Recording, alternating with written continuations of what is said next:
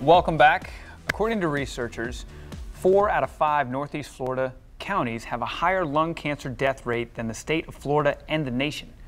But that is going to change. That's right. Baptist MD Anderson Cancer Center is bringing world-class care to the community. And leading the charge is Dr. Bill Putnam. He's here, Medical Director at Baptist MD Anderson. Welcome to First Coast Living. We're so happy to have you. Happy to be here. Okay, so we're going to just dive right in. Now, the rates of cigarette smoking has gone down dramatically in the last couple of decades, but why is it still so important to talk about lung cancer? Well, lung cancer is still the #1 cancer killer in the United States. And as you mentioned, here in Northeast Florida, 4 out of the 5 counties have a higher death rate from lung cancer than the nation, and even for Florida as the state of the whole, and even for Florida as a whole state.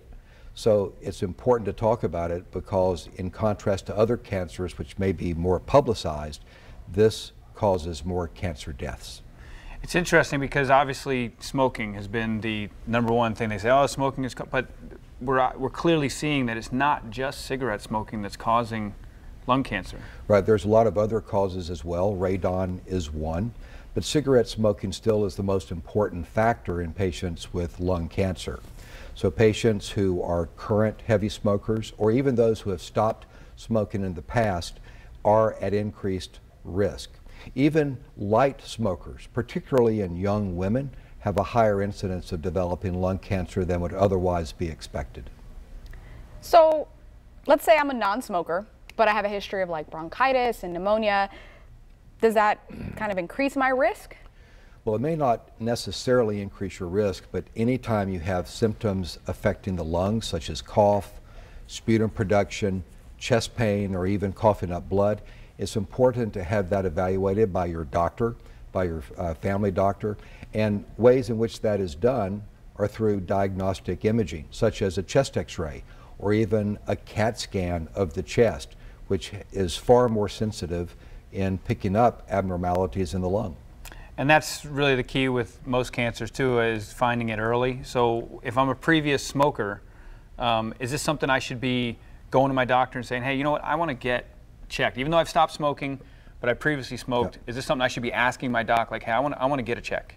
Absolutely. Lung cancer screening today can identify lung cancers quite early, and it can also identify patients who will respond best to treatment at the earliest stage. Lung cancer screening, we know through a large clinical trial, over 50,000 patients, evaluation with a chest CT scan was far better in identifying early cancers and in improving survival than just a simple chest x-ray. So CT scans for screening is very important. In fact, we have a lung cancer early detection clinical trial now in partnership with our colleagues at MD Anderson in Houston to evaluate patients who are at high risk for smoking. A CT scan will be done for screening, and a blood test, hopefully to either predict or identify lung cancer even earlier than with an x-ray. So who's a good candidate for low CT scans? Well, patients who are current or former smokers between the ages of 55 and 77. And they have to have had at least a 30-pack-year history of smoking. That means 1 pack a day for 30 years, or 2 packs a day for 15 years, or some combination. And if they've stopped within the last if they are currently smoking or stopped within the last 15 years, then those patients are ideal candidates to be screened because their risk of lung cancer is higher than the general population, and their survival can be increased with lung cancer screening.